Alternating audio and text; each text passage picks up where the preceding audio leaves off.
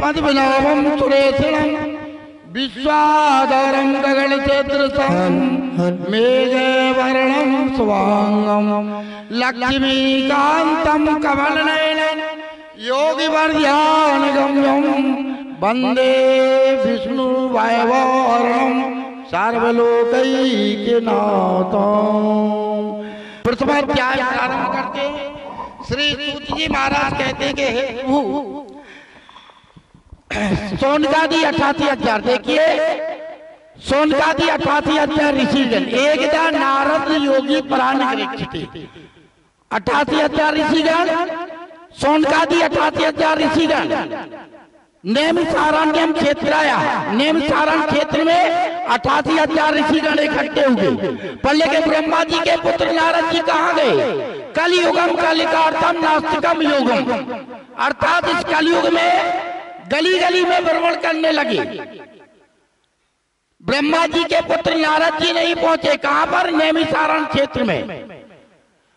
जब कलयुग में नारद जी ने भ्रमण किया तो क्या देखा? कलयुग में दरिद्रता, गरीबता, पापा पिहारम दुरातक्षतई नास्तिका, दरिद्रता, गरीबता, नास्तिका इत्यादि ये देखा नारद जी ने।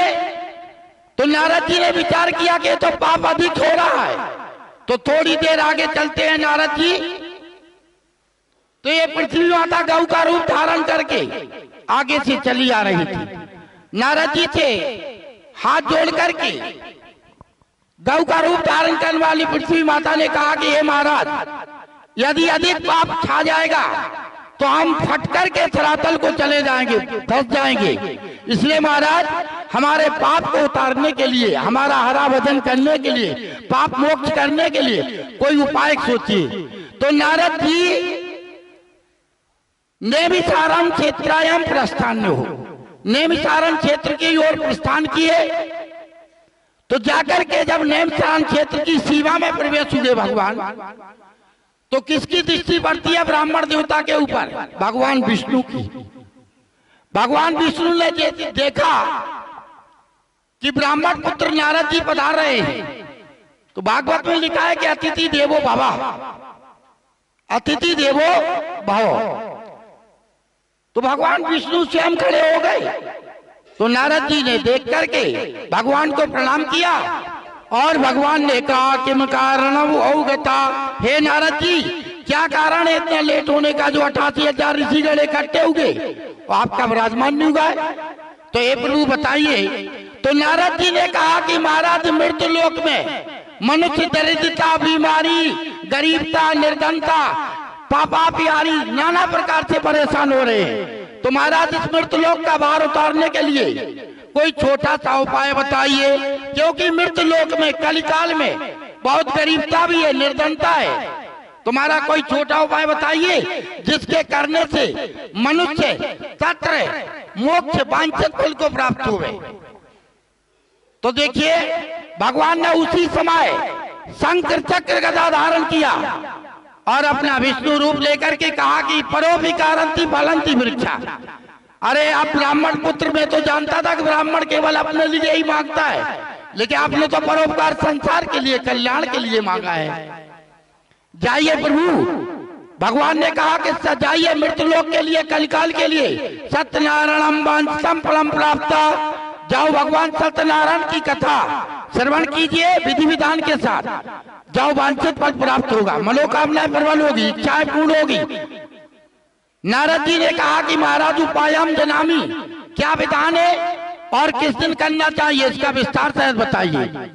भगवान ने कहा कि देखिए केला, फली, घी, दुग्ध, गेहूं, आटे का चूर्ण, भूरा सामग्री, प्रसाद, पंचामृत, नैवेद्य एवं मिष्ठान इकट्ठा करके भगवान का पूर्ण आह्वान अभिषेक करके कथा श्रवण करना चाहिए।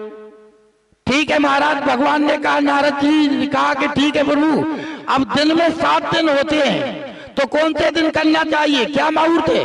भगवान ने कहा सत्यम दिनम महापूर्णम योगितई, 7 दिन परमात्मा के हैं। कभी भी भगवान सत्यनारायण का चाहे सुबह करो, चाहे दोपहर करो, चाहे मध्यरात्रि करो, सायंकाल करो, कभी भी भगवान सत्यनारायण के लिए कोई मुहूर्त पूछने की जरूरत नहीं है। ऐसा अब नारद जी ने कहा महाराज इतना गरीब आदमी मृत्यु लोक में कल काल में क्या फल देगी महाराज, व्यर्थ का खर्च हो जाए ऐसा फल तो बताइए। तो भगवान ने कहा धन दान को बढ़ाने वाला, सौभाग्य और संतान को देना, सर्वत्र विजय प्रदान करने वाला है। इस प्रकार भगवान विष्णु ने नारद जी से कहा परोपयुक्तम कथावाचकानम भोजनातम यदमर्षुम प्रसादम वितरणम, अतः कथावाचक को भोजन कराए, स्वयं प्रसादी ग्रहण करें, अन्य आदि सभी को प्रसाद ग्रहण करके अपने गीतादि को स्मरण करते हुए समय व्यतीत करें। इस तरह प्रथम अध्याय समाप्त होता। बोलिए सत्यनारायण भगवान की जय।